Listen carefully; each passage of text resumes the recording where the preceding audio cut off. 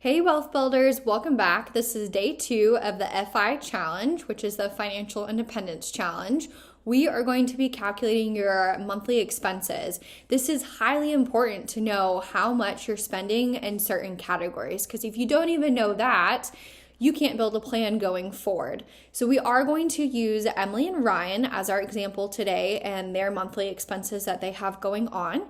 I'm also going to talk a little bit about how they can decrease some of those expenses, because if something's not serving you, then you need to cut it out. You need to get rid of it to allow the things that you want in your life that bring you the most joy, the most happiness, and the things that you want to be spending your hard-earned money on. So with that, let's dive into it. We have rent for them at $2,200 per month. Utilities is roughly $400. Groceries $600. Eating out $300. Car loans and insurance $900, gas $250, student loans $3,000, credit card payments $200, entertainment and subscriptions $150, gym is $120, pet is $80, travel fund is $100, and miscellaneous is $300. So in all, they're spending $8,600 per month. It's imperative for you to know and understand and realize where your money is going every single month. It is really important to put it into broad categories. The rent is a little bit high. They could do some geo arbitrage and see if we can get that a little bit lower, or potentially renting a house with roommates, something like that. Even looking into potentially buying a house, buying a duplex, something like that, where they could rent out the other side, rent out the other rooms. It's always another possibility to move back in with your parents for a little bit while you're trying to get on your feet if you've just graduated, like Emily and Ryan have from professional school. Groceries at $600 and eating out at $300. That's quite a bit higher than I would like. I think right now, because we're in so much debt between our cars, our student loans, the credit cards, that these numbers need to come down and we need to make adjustments. Not for forever, but just for right now, so that way we can get back on our feet. The car loans and insurance is at $900 a month. I'm a big proponent of not buying new cars. I like buying used cars that can be anywhere from a couple years old if you have the funds to do that, to something that is maybe 10 years old.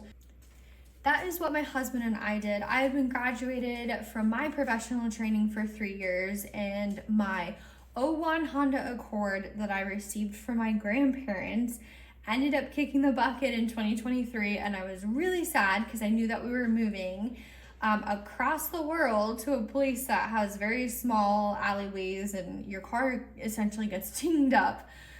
But we ended up looking for a car that was within our budget. We paid all cash for it. So that is what I'm a huge fan of. So reassessing our car loans and insurance is another key item to see, do we need both of these cars now? Could we go down to one car?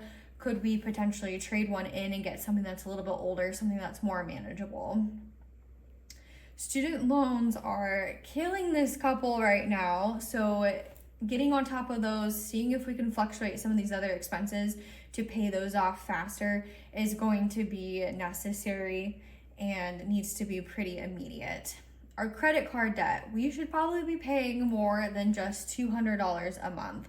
If you guys remember from the last example, the interest on that was about 18%. And if you're only putting $200 towards those cards, they are going to add up really, really quick, and we need to get on top of that sooner than later and get this paid off. Our student loans are a little bit lower interest rate, so we're going to attack the credit card debt first. Our entertainment and subscriptions, we might want to see if we can pare this back just a hair. It's not bad. As well as the gym membership, that would be another discussion of, can we work out at a job that has a free gym? Is there something that we could do at home, at the park? Is there a YMCA? Is there another alternative other than spending that $120?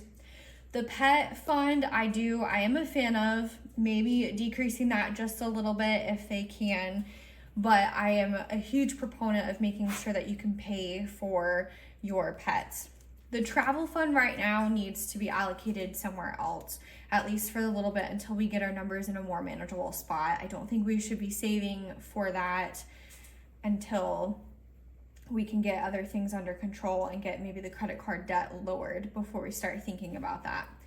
Miscellaneous is $300. I'd be curious to see what else is going into that miscellaneous and to see if we can lower that a little bit. But we're in a pretty good spot.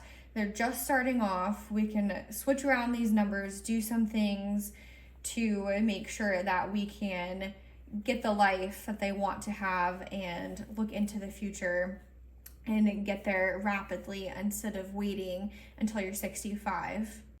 I'm Amber. I'm the FI coach and conservationist. My husband and I went from negative $200,000 in debt to a portfolio of $400,000 in just 4 years with just our two incomes. We did not have help from parents. We do not have inheritances.